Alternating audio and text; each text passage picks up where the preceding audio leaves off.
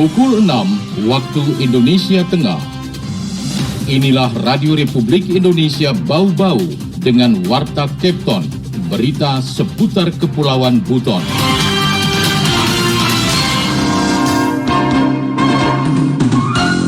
Maunya kita semuanya, tapi kan ini keterbatasan. Nah, belum lagi adanya lampu-lampu yang memang sudah karena usia.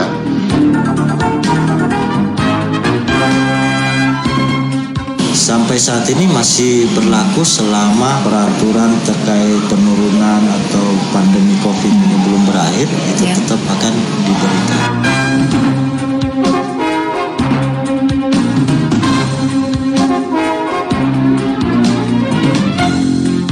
Selamat pagi dari kawasan Bukit Waluyo Indah, kami sampaikan pokok-pokok berita. Pemerintah memasang fasilitas penerangan jalan umum atau PJU di Kota Bau-Bau terus meningkat. Lapas Bau-Bau keluarkan 100 lebih napi selama Januari hingga Juli 2022 lewat program integrasi. Inilah Warta Kepton Pagi selengkapnya hari ini, Jumat 12 Agustus 2022 bersama saya Waude Sabaria.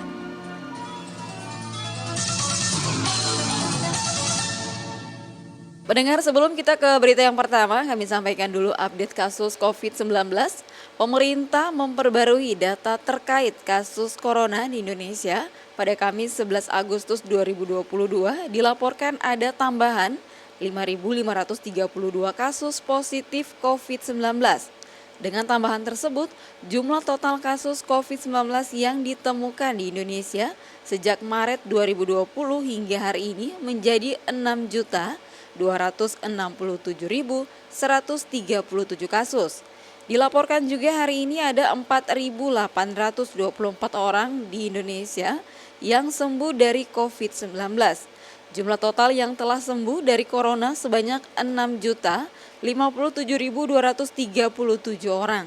Selain itu, dilaporkan sebanyak 22 pasien positif corona di tanah air meninggal dunia. Dengan demikian, jumlah total pasien positif COVID-19 yang meninggal sebanyak 157.171 orang. RRI Radio Tangga Bencana COVID-19. Pendengar, kita ke berita yang pertama. Pemerintah memasang fasilitas penerangan jalan umum di Kota Bau-Bau terus meningkat. Terbatasnya anggaran membuat Dinas Perhubungan menerapkan daftar antri berdasarkan skala prioritas. Selengkapnya reporter RRI Bau-Bau, Hairul Mulku melaporkan.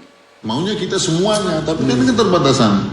Nah, belum lagi adanya lampu-lampu yang memang sudah karena usia. Kepala Dinas Perhubungan Kota Bau-Bau, Abdul Karim menyebutkan permintaan pemasangan fasilitas penerangan jalan umum PJU oleh masyarakat terus meningkat. Hal ini disebabkan masih banyak wilayah maupun tempat-tempat fasilitas umum masyarakat yang belum sepenuhnya terjangkau penerangan. Permintaan tersebut, kata Abdul Karim, sebagian besar berasal dari usulan anggota DPRD yang diserap melalui masa reses di dapilnya masing-masing.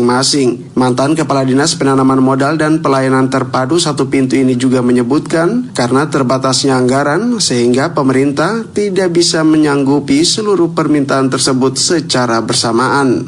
Biasanya itu ada hasil reses anggota DPR memberikan masukan ke kita, sehingga ini juga menjadi perhatian kita yang mana menjadi maunya kita semuanya, tapi kan ini keterbatasan. Nah, belum lagi adanya lampu-lampu yang memang sudah karena usia, karena teknis, karena kondisi lapangan harus ada pemeliharaan. Nah, ganti misalnya putus balonnya, tertindis pohon, ada yang patah tiangnya. Abdul Karim mengatakan PJU merupakan salah satu program prioritas Dinas Perhubungan Kota Bau-Bau. Namun setiap tahun alokasi anggarannya terbatas sehingga dilakukan identifikasi dan mencari skala prioritas. Dan ini kita akan tindak lanjuti sesuai skala prioritas. Biasanya itu lampu di masjid yang masuk jalan, yang macam kemarin juga di karena permintaan di tanggul, semua kita jawab. Gitu. Tahun ini yang prioritasnya di mana yang pelaksanaannya? Sudah ada di DPA-nya kita untuk tahun ini, sementara ada beberapa titik itu ada pastinya seluruh wilayah Kota Bau-Bau. Tapi yang jelas bahwa setiap tahun itu kita menganggarkan. Mantan Kadis Pendidikan dan Kebudayaan Kota Bau-Bau ini juga menambahkan tersebar hampir di semua wilayah di Kota Bau-Bau, khususnya pada kawasan perumahan baru seperti di wilayah Simpang 5 Palagi Mata. Reporter RRI Bau-Bau, Hairul Mulku melaporkan. Kita ke informasi berikutnya. Lapas Bau-Bau keluarkan 100 lebih napi selama Januari hingga Juli 2022 lewat program integrasi. Mengenai hal itu, Ade Nurliani melaporkan. Pemenuhan hak warga binaan pemasyarakatan WBP terus diimplementasikan Lapas Kelas 2A Bau-Bau. Tercatat selama kurun waktu 7 bulan periode Januari hingga Juli 2022, ada lebih dari 100 narapidana mendapatkan reintegrasi mulai dari asimilasi, cuti bersyarat, hingga pembebasan bersyarat. Namun tak semua warga binaan dapat dikeluarkan Lapas Bau-Bau. Narapidana yang lolos harus memenuhi syarat secara substantif dan administratif agar dapat diusulkan integrasi. Kepala Lapas Bau-Bau Herman Melawarman menjelaskan, pemberian asimilasi tetap berlanjut hingga surat edaran Kemenkumham dicabut. Hampir setiap bulan ada saja narapidana yang dikeluarkan lewat program integrasi. Sebelum dikeluarkan, seluruh napi integrasi diberikan wejangan agar tidak melakukan pengulangan pelanggaran tindak pidana, termasuk mengganggu keamanan dan ketertiban bermasyarakat. Sampai saat ini masih berlaku selama peraturan terkait penurunan atau pandemi COVID ini belum berakhir, itu tetap akan diberikan kepada narapidana. Sementara itu, Kasubsi Bimaswat Lapas Bau-Bau Inengah Wika menyebutkan data asimilasi sejak Januari hingga Juli terdapat 72 orang, cuti bersyarat 21 orang, pembebasan bersyarat 30 orang. Terakhir asimilasi Juli ini sebanyak 15 narapidana. Seluruhnya berasal dari berbagai kasus, mulai dari perjudian, penganiayaan hingga narkoba. Setelah mereka keluar, kata Wika, mereka akan mendapatkan pembimbingan melalui Balai Pemasyarakatan Bau-Bau sesuai ketentuan Permenkumham nomor 7 tahun 2022. Jadi mereka yang mendapat hak integrasi ini 7 bulan ini mulai Januari sampai bulan 7 2022, setelah ada surat keputusan dari Menteri, kita serahkan ke Balai Pemasyarakatan. Nah, kita daftar di sana untuk tujuannya untuk mendapatkan pembinaan di luar lapas. Jadi setelah diserahkan di sana, jadi pihak lapas terlepas, jadi pembinaannya di lapas Balai Pemasyarakatan Kelas 2A Bau-Bau. Sementara itu, tahun 2021 jumlah narapidana mendapat program integrasi untuk kategori asimilasi rumah sebanyak 133 orang, pembebasan bersyarat 58 orang, serta cuti bersyarat 35 orang. Wadi Nurliani, reporter Bau-Bau, melaporkan. Anda sedang mendengarkan Warta Kepton, berita seputar Kepulauan Buton. Baik, mendengar, kita ke informasi selanjutnya. Realisasi pendapatan Pelni cabang Bau-Bau tahun 2022 ini mengalami peningkatan seiring pelonggaran syarat perjalanan di masa pandemi COVID-19. Mengenai hal itu, Afriansa melaporkan. Dari target 64 miliar di tahun 2022 ini kita baru terrealisasi 26 miliar di semester pertama.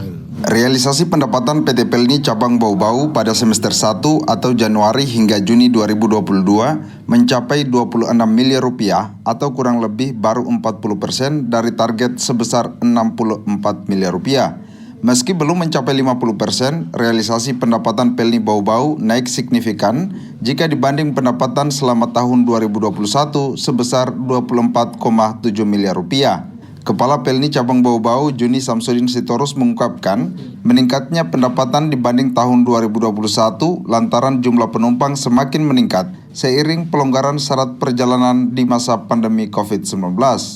Dari target 64 miliar di tahun 2022 ini kita baru terrealisasi 26 miliar di semester pertama. Ini karena memang kondisi penumpang di semua cabang kan hampir adanya peningkatan, sehingga target di masing-masing cabang juga ada yang tercapai. Jadi hampir dikatakan untuk saat ini kapal-kapal kita ini bisa dikatakan seluruh kapal kita hampir full, terutama yang masuk ke pelabuhan Bau-Bau. Selain penumpang, kata Jesse Torus, realisasi pendapatan Pelni Bau-Bau berasal dari muatan barang, Rata-rata barang yang dimuat berupa hasil laut dan bumi dengan tujuan Surabaya dan Tanjung Priok. Ada pendapatan lain lagi? Ya, jadi dari sisi lainnya itu dari tentunya dari muatan, ya kan? Muatan kita terutama muatan balik ke arah Surabaya dan Tanjung Priok dengan adanya muatan reaper yang isinya ikan, kemudian ada muatan juga dry, kacang mente maupun kelapa gitu loh. Kemudian di sisi lainnya juga dari lifestyle itu keagenan, kita juga ada peningkatan 100% dari RKP 2022. Diharapkan di semester kedua ini kita bisa meningkatkan lagi gitu. Atas pencapaian pendapatan di semester pertama itu, Pelni Cabang Bau-Bau optimis realisasi pendapatan bisa mencapai target 64 miliar rupiah hingga akhir tahun 2022 ini. Reporter RRI Bau-Bau, Afriansa, melaporkan. Kita ke informasi berikutnya. Dalam upaya menyamakan persepsi terkait penjaminan kesehatan, BPJS Kesehatan Kantor Cabang Bau-Bau menjalin sinergi penjaminan pelayanan kesehatan dengan melibatkan BPJS Kesehatan, BPJS Ketenagakerjaan atau BP Jam Sostek, PT Taspen, Persero, dan Jasa Raharja. Kegiatan yang dilaksanakan di kantor BPJS Kesehatan Kota Bau-Bau pada Kamis pagi itu juga menghadirkan pihak rumah sakit, rekanan baik secara offline maupun secara daring melalui Zoom. Kepala Kantor BPJS Kesehatan Cabang Bau-Bau Andri Nur Yahyanto mengatakan sinergi pelayanan kesehatan ini penting dilakukan karena dari hasil review masih didapatkan kekeliruan dari pihak rumah sakit dalam menentukan lembaga penjamin atas pasien yang ditangani. Misalnya untuk pasien murni kecelakaan lalu lintas akan dijamin oleh Jasa Raharja. Namun pada pasien yang mengalami kecelakaan kerja bagi ASN atau pejabat negara atau anggota DPR maka dijamin oleh PT Taspen. Sementara untuk pekerja swasta atau BUMN yang mengikuti program BPJS Ketenagakerjaan ditanggung oleh BP Jam Sostek. Baik pendengar, kita ke informasi yang terakhir. Pertahankan predikat Wistara, Forum Kota Bau-Bau Sehat gelar rapat koordinasi lintas sektor. Setiap OPD diminta membangun kampung tematik sesuai dengan potensi kelurahan. Mengenai hal itu, kembali Wade Nurliani melaporkan. Forum Kota Bau-Bau Sehat gelar rapat koordinasi bersama sejumlah perwakilan organisasi perangkat daerah atau OPD dalam agenda memantapkan persiapan menuju penghargaan Swastisaba atau Kota Sehat Wistara 2023 mendatang. Dalam arahannya mewakili Wali Kota Bau-Bau Laode Ahmad Monianse, Asisten 3 Setda Bau-Bau Siti Munawar meminta seluruh jajaran agar berkomitmen, berkolaborasi, bersinergi serta gotong royong mempersiapkan segala hal menyangkut penghargaan 2 tahunan tersebut. Lanjut Munawar, persiapan sejak dini jauh lebih baik sehingga tiba saat penilaian tingkat pusat, Bau-Bau tidak kelabakan terhadap cercahan pertanyaan dari tim penilai. Rapor ini juga dilaksanakan sebagai wadah koordinasi dan persiapan untuk penilaian Kabupaten Kota Sehat, di mana setiap 2 tahun sekali diadakan penilaian dan diberikan penghargaan yang nantinya di tahun 2023 itu akan dilaksanakan kembali di Kota Bau-Bau.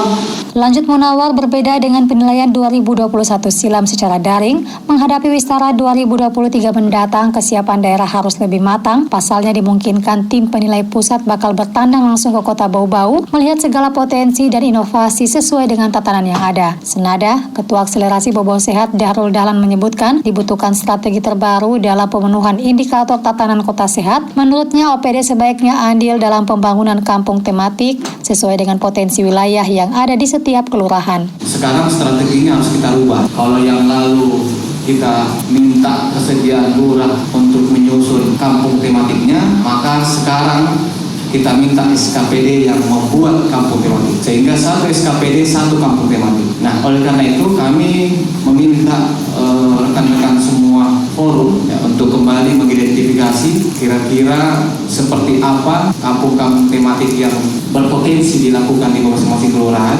Menurut Dahrul, dengan kerja aktif OPD teknis dibantu Forum Bau-Bau Sehat hingga Pokja Kelurahan Sehat dengan menerapkan prinsip inovatif, kolaboratif, dan sustainable, maka bukan suatu hal mustahil predikat Wistara dapat dipertahankan di tahun mendatang. Sebelumnya, kota pemilik benteng terluas di dunia itu pernah meraih penghargaan Swastika Bapadapa pada 2007 silam, setelah penghargaan dari Kementerian Kesehatan itu kembali diraih pada 2017 dengan predikat yang sama, Kota Sehat Padapa. Selanjutnya 2019 naik satu tingkat ke Swastika Wirda dan 2021 berhasil meraih predikat Swastika Wistara. Wa'de Nurliani, reporter Bau-Bau, melaporkan.